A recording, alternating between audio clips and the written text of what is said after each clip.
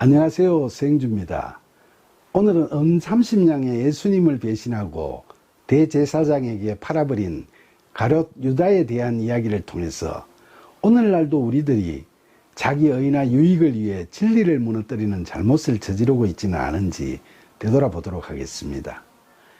6월절이 다가오면서 예루살렘에 오신 예수님을 뵙고자 하는 사람들이 크게 늘어나면서 불안을 느낀 대제사장들과 장로들은 어떻게 하면 예수님을 제거할 수 있을까를 골몰하고 있었죠. 안식일에도 병자를 치유하시는 예수님의 과감하고 파격적인 사역에 대해 율법과 전통을 중시하던 기득권 세력인 유대 종교 지도자들의 반감은 단순히 미움과 질시에 그치지 않고 예수님을 죽이고자 하는 데까지 치달하게 됐죠. 그 와중에 예수님을 따라다니던 제자들 중에서도 파열음이 나기 시작했습니다. 사실 제자들은 예수님을 로마 제국을 물리치고 유대 왕국을 새롭게 세우실 메시아로 생각하고 모시고 다녔기 때문에 하나님 나라의 도래를 선포하시고 영적 메시아로서의 가르침을 주시는 예수님의 말씀의 뜻을 제대로 이해하지를 못하고 있었죠. 그러나 대다수의 제자들은 지난 3년 동안 동고동락하면서 예수님께 대한 신뢰가 쌓여왔기 때문에 복음에 관한 말씀의 의미는 잘 몰라도 매사 순종하면서 따라다니고 있었지만 그 중에서 가룟 유다는 좀 예외였죠. 그는 세상적인 지식도 좀 있고 또 진리의 밝은 자라서 제자들 중에서 회개를 담당했는데 가끔 횡령도 하는 세속적인 사람이었죠. 이처럼 평소 수시로 횡령을 일삼던 유다는 너희는 하나님과 재물을 겸하여 섬길 수 없다고 하신 예수님 말씀에서 이미 재물을 섬기는 쪽을 선택한 자죠. 그런 그가 예수님을 따라오게 된 데는 능력이 출중한 분을 모시다 보면 장차 큰 권력과 재물을 얻게 될 거라는 나름대로의 계산이 있었는데 그동안 예수님께서 펼치시는 사역과 말씀을 보고 들으면서 헛다리를 짚은 게 아닌가 하는 의문을 마음속에 품게 됐죠. 그렇게 재물을 탐하던 그의 마음에 사탄이 들어가서 예수님을 팔려는 생각을 넣자 그는 대제사장들을 찾아가서 내가 예수를 너희에게 넘겨줄 테니까 얼마를 줄 거냐고 흥정을 하게 됐죠. 그들이 유다에게 은 30냥을 달아주자 그는 그때부터 예수님을 넘겨줄 기회를 찾게 됐습니다. 은 30냥은 그 당시 화폐로 30데나리온이니까 근로자 한 달 봉급 정도의 돈인데 그 돈에 예수님을 판 꼴이 된 거죠. 특히 여기서 유다의 마음에 사탄이 들어갔다는 건 우리가 믿음이 흔들릴 때 사탄은 그 기회를 놓치지 않고 들어와서 우리를 씻지 못할 악의 길로 유도 내지 인도한다는 걸 알 수 있게 합니다. 사탄이 들어와서 우리가 마음이 악해지고 죄를 짓는 것이 아니라 우리 마음이 부패하면 그 연약한 틈새로 사탄이 들어와서 우리로 하여금 죄를 짓게 한다는 거죠.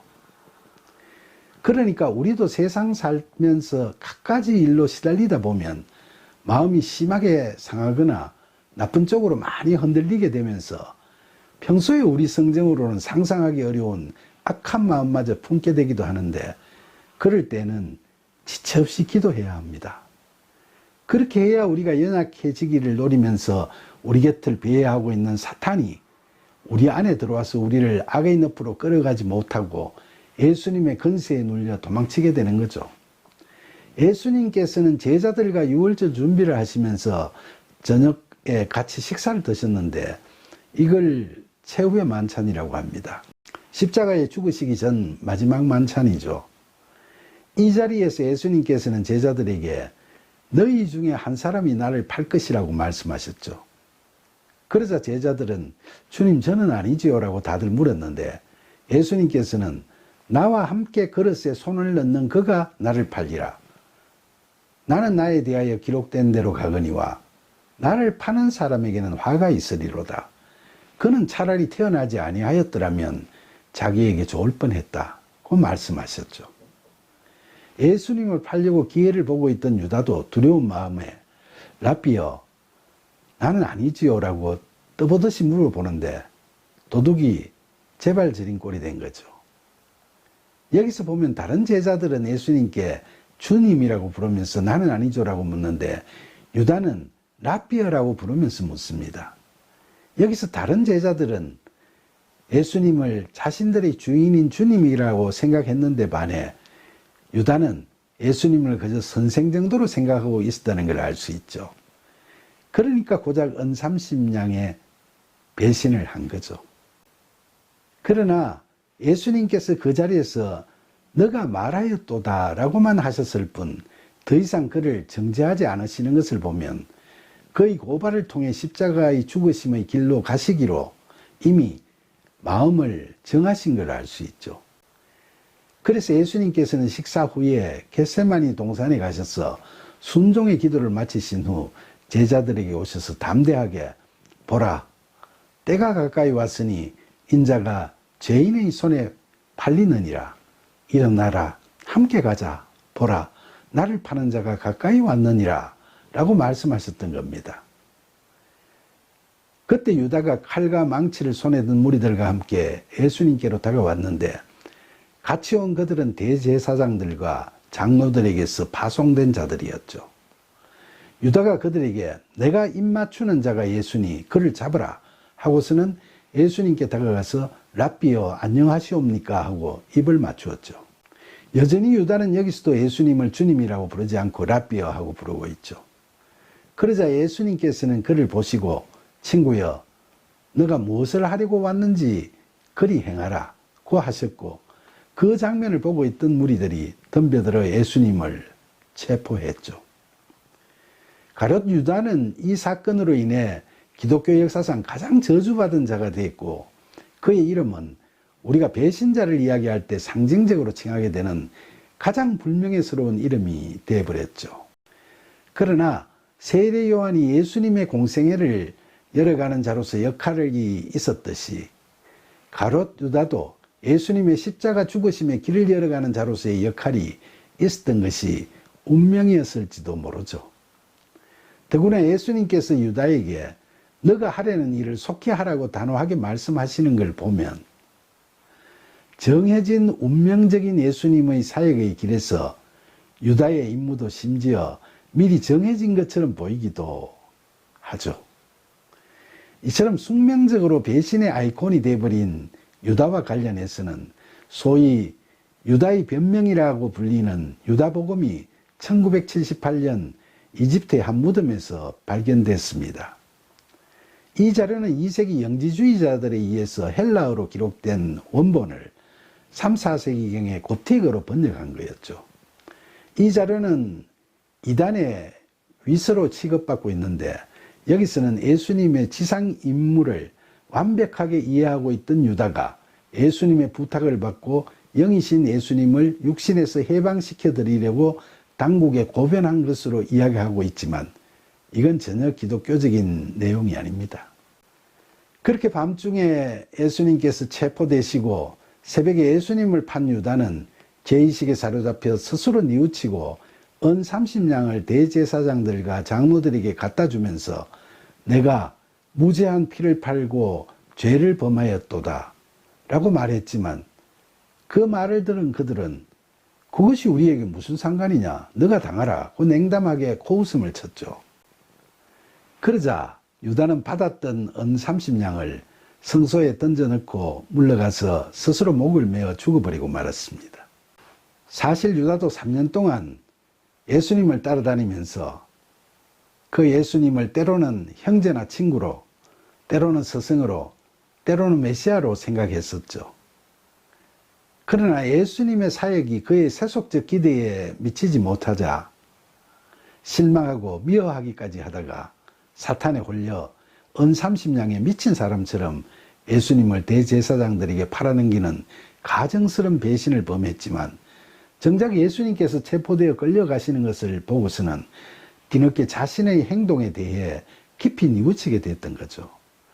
그래서 대제사장에게 받았던 돈도 되돌려 주려고 하다가 거절당하자 부끄러운 마음에 돈을 성소에 던져버리고 예수님께서 십자가에서 죽으시기도 전에 그 자신이 먼저 스스로 목을 메어 죽어버리고 말았던 겁니다. 그런데 역사적으로 보면 유다는 반유대주의를 불러일으키는 동기가 된 인물이었다고 볼 수 있습니다. 반유대주의자들에게 있어서 유다는 돈을 위해서는 무슨 짓이라도 저지르는 유대인들의 상징으로 여겨졌죠. 유다와 같은 유대인들을 정오하는 반유대주의는 초대교회에서부터 중세교회 그리고 종교개혁을 거쳐 현대에 이르기까지 기독교 사회에서 팽배되어 왔고, 나치가 그런 유대인들을 응징한다는 명분으로 실제로 무고한 유대인들을 대량 학살한 홀로코스트의 비극이 반유대주의자들에 의해서 정당화되기도 했죠. 1940년 히틀러의 나치 정권은 계획적으로 선전부 장관 게벨스가 앞장서서 유대인에 대한 혐오를 조장하는 반유대주의적 영화도 제작하고 유대인을 대량 학살하는 홀로코스트가 실제로 자행되기도 했던 것이 다 이런 반유대주의적 사상이 고착화되면서 발생했던 인류의 비극이라 할 수 있습니다. 그러나 2차 대전에서 독일이 패하면서 이스라엘이 건국되고 미국을 이시한 서방사회에서 유대인들의 파워가 커지면서 나치의 비인간적인 만행이 죄다 폭로되었고 반유대주의는 세상적으로 비난받게 됐죠. 그러면서 기독교 내에서도 극단적인 반유대주의 사조가 많이 태조해 갔습니다. 사랑하는 여러분, 오늘 이야기의 주인공인 게롯 유다는 마음이 부패하고 믿음이 약한 사람의 전형이라고 하겠습니다. 그러니까 비기독교인은 물론이고 교회를 설사 다녀도 마음이 부패하고 믿음이 약해서 성령이 소멸되어 버리고 죄와 죽음의 법이 지배하게 되면 그 누구라도 제2, 제3의 유다가 될 수 있죠. 그리고 유다는 멀쩡했는데도 불구하고 운명적으로 사탄이 들어오면서 배신의 아이콘으로 전락해버린 건 아닙니다. 유다는 예수님 사역에 필요한 헌금들을 관리하는 회계 업무를 맡아서 하면서도 평소에 자금을 횡령하는 죄를 스스럼없이 자행하던 자였죠. 이렇게 누군가를 배신하고 죄를 저지르고 사는 사람은 먼저 성실하고 바르게 살고자 하는 자기 자신부터 배신하게 됩니다. 그처럼 그가 자신의 자유의지로 자신을 배신하면서 그런 죄를 짓고서도 스스럼없이 살아왔던 게 사탄을 불러오는 계기가 됐던 거죠. 그러니까 비록 세상이 우리를 속이고 하나님이나 예수님을 부정하는 것을 부끄럽게 생각하지 않는 사회 분위기가 만연되더라도 우리는 거기에 현혹되어 바르게 살고자 하는 우리 자신을 배신하는 그런 누를 범하지 않도록 늘 스스로를 경계해야 하는 겁니다. 그러기 위해서는 악이 가득한 세상에서도 늘 흔들리지 않는 믿음으로 선하게 살아갈 수 있도록 항상 성령의 도우심을 구하는 기도에 소홀함이 없어야 하겠습니다. 이와 같은 기도를 통해 악에게 지지 않고 선으로 악을 이기도록 항상 주님께 시선을 맞추고 참된 믿음의 선한 삶을 살아가는 저와 여러분이 되기를 간절히 기원하면서 우리의 믿음이 흔들리지 않게 우리를 늘 붙들어 주시고 넘어지지 않게 사랑으로 손잡아 주시는 예수님의 이름으로 기도드립니다. 아멘.